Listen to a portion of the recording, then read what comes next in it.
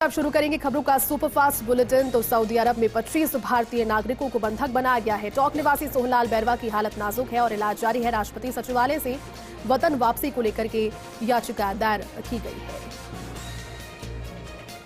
Anthony Albanese ने Tokyo में होने जा रहे क्वाड सम्मेलन से पहले ऑस्ट्रेलिया के नए प्रधानमंत्री के रूप में शपथ ली। आपको बता दें कि एंथनी एल्बनीज ऑस्ट्रेलिया के 31वें प्रधानमंत्री हैं। प्रधानमंत्री नरेंद्र मोदी ने ट्वीट कर उन्हें बधाई। श्रीलंका पुलिस ने देश में सरकार विरोधी और सरकार समर्थक प्रदर्शनकारियों के बीच हुई हिंसक झड़पों में 1500 लोगों को गिरफ्तार किया। आपको बता दें कि इस झड़प में 10 लोगों की मौत हो गई थी, 200 लोग इसमें घायल भी हुए थे। प्रधानमंत्री नरेंद्र मोदी का जापान के टोक्यो पहुंचने पर भव्य स्वागत हुआ। मोदी के स्वागत में नारे भी लगे। भारतीय बोले जो काशी को सजाए हैं वो टोक्यो आए हैं। पीएम नरेंद्र मोदी पहुंचे टोक्यो में सुजुकी मोटर कॉर्पोरेशन के सलाहकार ओसामू सुजुकी से मुलाकात। दोनों ने की भारत में पीएलआई योजना के तहत कपड़ा निर्माण के लिए निवेश के अवसरों पर चर्चा। महाराष्ट्र में शिवसेना राज्यसभा के चुनाव में उतारेगी अपने 2 उम्मीदवारों को। शिवसेना के 2 सदस्य चुनकर जाएंगे राज्यसभा। संजय राउत ने दी जानकारी। बिहार में जातिगत जनगणना को लेकर सर्वदलीय बैठक की तारीख तय हो गई है। मुख्यमंत्री नीतीश कुमार ने बैठक के लिए 27 मई की तारीख तय की। आजम खान और बेटे अब्दुल्ला ने यूपी विधानसभा सत्र शुरू होने से पहले विधायक पद की शपथ ली। विधानसभा अध्यक्ष सतीश महाना ने दोनों को शपथ दिलाई। ज्ञानवापी मस्जिद मामले पर वाराणसी डिस्ट्रिक्ट कोर्ट में सुनवाई हुई। कोर्ट ने फैसला सुरक्षित रखा। कल दोपहर तक आएगा फैसला। यूपी विधानसभा के पहले दिन राज्यपाल के अभिभाषण के दौरान सपा विधायकों ने किया वेल में आकर हंगामा। विधायकों ने हाथ में अलग अलग प्ले कार्ड लेकर सरकार के खिलाफ किया प्रदर्शन। बेरोजगारी महंगाई के मुद्दे पर की नारेबाजी। उत्तराखंड विधानसभा चुनाव में आम आदमी पार्टी के मुख्यमंत्री फेस रहे कर्नल कोठियाल हो सकते हैं बीजेपी में शामिल। अपने समर्थकों के साथ 24 मई को कर सकते हैं बीजेपी की सदस्यता ग्रहण।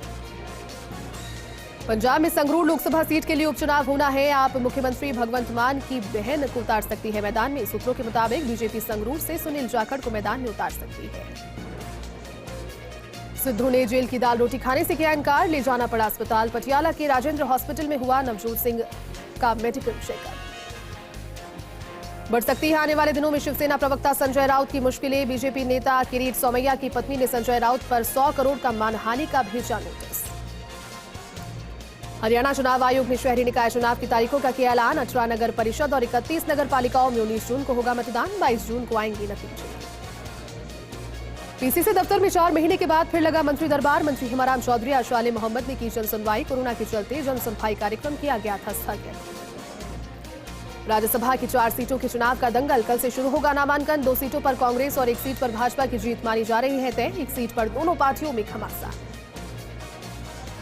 अमरनाथ यात्रा पर आतंकी हमले का खतरा। आतंकी संगठन टीआरएफ ने पत्र भेजकर दी हमले की धमकी। घाटी में सुरक्षा बल अलर्ट मोड पर।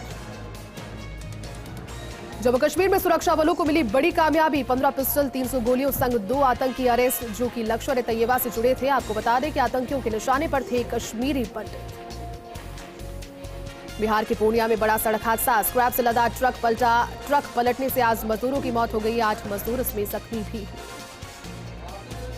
झारखंड के हजारीबाग में पंचायत चुनाव की मतगणना हुई खत्म। अमीना खातून के निर्वाचित होने से खुशी में विजय जुलूस में पाकिस्तान जिंदाबाद के लगे नारे। पुलिस ने 62 लोगों के खिलाफ मामला किया दर्ज। 50 अज्ञात लोगों के द्वारा मामले में 50 लोगों को बनाया गया आरोपी।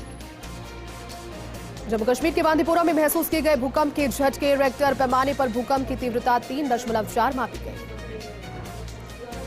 न्यूजीलैंड क्रिकेट टीम के सनराइजर्स हैदराबाद के कप्तान केन विलियमसन बने पिता। सोशल मीडिया पर एक तस्वीर पोस्ट करके ने किया ऐलान। कहा उनकी पार्टनर सारा रहीम ने दिया बेटे को जन्म। दिनेश कार्तिक की टीम इंडिया में वापसी। Bharat south Africa T20 series के लिए भारतीय टीम में स्क्वाड का हुआ ऐलान जिसमें दिनेश कार्तिक का नाम शामिल। भूल भुलैया 2 बनी कार्तिक की best weekend opener film. Movie ने 50 करोड़ का आंकड़ा किया पार। भूल भुलैया 2 की उम्दा कमाई ने हिंदी सिनेमा को बूस्ट करने में दिया बड़ा सहयोग। मशहूर प्लेबैक सिंगर संगीता साजिद का तिरुवनंतपुरम में हुआ निधन। रिपोर्ट्स के अनुसार संगीता साजिद किडनी संबंधित बीमारियों से पीड़ित थी। बता दें कि संगीता ने साउथ इंडस्ट्री की फिल्मों में 200 से ज्यादा गानों को दी अपनी आवाज। भारत में बीते 24 घंटे में कोरोना के 2022 केसेस आए सामने। एक्टिव केसेस में संख्या हुई 14,000 के पार। 46 लोगों की हुई मौत। 1099 लोग हुए रिकवर। खराब मौसम के चलते दिल्ली एयरपोर्ट पर विमानों का संचालन हुआ बाधित। 19 विमानों के रूट को बदला। विमानों को जयपुर, लखनऊ, इंदौर, अमृतसर और मुंबई डाइवर्ट किया गया। दिल्ली एनसीआर में बदला मौसम का मिजाज। बारिश की वजह से गिरे 100 पेड़ गिरने से यातायात भी हुआ प्रभावित। आईएमडी ने बताया कि ऐसा वेस्टर्न डिस्टर्बेंस की वजह से हुआ है। दिल्ली एनसीआर में तेज अंधड़ के साथ बारिश, सड़कों पर पानी भरने से लगा जाम। बारिश से 58 फ्लाइट चल रही है लेट। तो राजस्थान में कई जिलों में बारिश, भरतपुर के नदबई में गिरे ओले। चौमू में कच्चे घरों में आग लगने से घरेलू सामान जलकर राख हो गया। इस दौरान मवेशियों को बचाने के चक्कर में एक युवक झुलसा। मौके पर पहुंची दमकल ने कड़ी मशक्कत के बाद आग पर नियंत्रण किया। जैसलमेर में माध्यमिक विद्यालय कानोद के एक कमरे में काले डूंगर राय माता मंदिर की तिजोरियां रखी हुई थी। इस दौरान अज्ञात चोरों ने तिजोरी के ताले तोड़कर 20 किलो चांदी के छत्र सहित अन्य सामान चुरा लिया। झालावाड़ में प्रोफेशनल स्पोर्ट्स लीग के फाइनल में पुलिस टाइगर्स की टीम बनी टूर्नामेंट की चैंपियन। तो वहीं मैच में शानदार प्रदर्शन के लिए चेतन सिंह को दिया man of the match. Sikar के फतेहपुर में एक्टिव हुए नए वेस्टर्न डिस्टर्बेंस से आंधी के साथ बारिश का दौर चला। तो वहीं मौसम विभाग के अनुसार नया वेदर सिस्टम प्रदेश में अगले 48 घंटों तक रहेगा एक्टिव। भरतपुर के सरसबूत में लगी आग में हजारों का सामान जलकर हुआ राख। मौके पर पहुंची दमकल ने कड़ी मशक्कत के बाद किया आग पर नियंत्रण। कोटा के मंडाना थाना पुलिस ने अवैध शराब के खिलाफ की कार्रवाई। टेंपो में जा रही है अवैध शराब की 196 पेटियों को जब्त कर आरोपी को किया गिरफ्तार।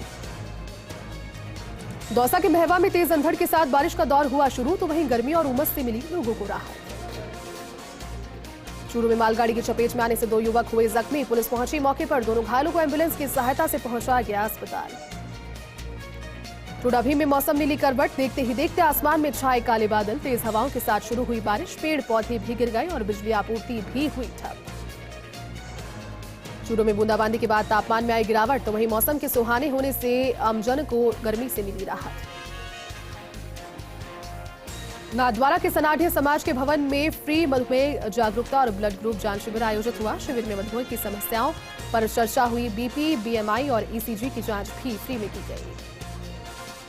मध्य प्रदेश में आयोजित मिक्स मार्शल आर्ट प्रतियोगिता में चूरू के खिलाड़ी कबीर ने जीता सिल्वर पदक। अध्यक्ष भानी राम सोनी सहित कई लोगों ने दी शुभकामनाएं। बारां में केलवाड़ा से सीतामढ़ी तक बन रही सड़क निर्माण के दौरान पेयजल पाइपलाइन तोड़ी जा रही है, जिसकी वजह से ग्रामीणों को पेयजल की समस्याओं का सामना करना पड़ रहा है। तो बालोतरा को जिला बनाने की मांग को लेकर एमएलए मदन प्रजापत के नेतृत्व में कार्यकर्ताओं ने रैली निकाली। रैली में प्रधान भगवंत सिंह सहित कई कांग्रेस पदाधिकारी उपस्थित रहे। अलवर के बहरोड से ही आसपास के इलाकों में हुई तेज गर्जना के साथ बारिश। मौसम में बदलाव और बारिश होने से तापमान में आई 4 से 5 डिग्री की गिरावट। डीडवाना में सेना भर्ती की तैयारियां कर रहे युवाओं ने निकाली तिरंगा रैली। युवाओं ने जल्द सैन्य भर्तियों के आयोजन करवाने की मांग की। जयपुर के चौमू में मोबाइल टावर के जनरेटर में लगी आग। सूचना से दमकल पहुंची मौके पर और कड़ी मशक्कत के बाद किया आग पर नियंत्रण। जालौर के सांचौर में भारत विकास परिषद का दायित्व ग्रहण समारोह हुआ आयोजित। इस मौके पर बड़ी संख्या में भारत विकास परिषद के सदस्य हुए शामिल। जालौर में अध्यक्ष डॉक्टर सुरेश सागर की अध्यक्षता में अंबेडकर सेवा समिति सांचौर चितलवाना की बैठक आयोजित हुई। कार्यकारिणी में कुल 20 सदस्य मनोनीत किए गए और सभी को शपथ दिलाई गई। कोटा में मनरेगा महिला कर्मी को कार्य करते समय सांप ने डसा। किरण को गंभीर अवस्था में सुकेत सीएचसी में एडमिट करवाया गया। प्राथमिक उपचार के बाद महिला को झालावाड़ रेफर किया गया।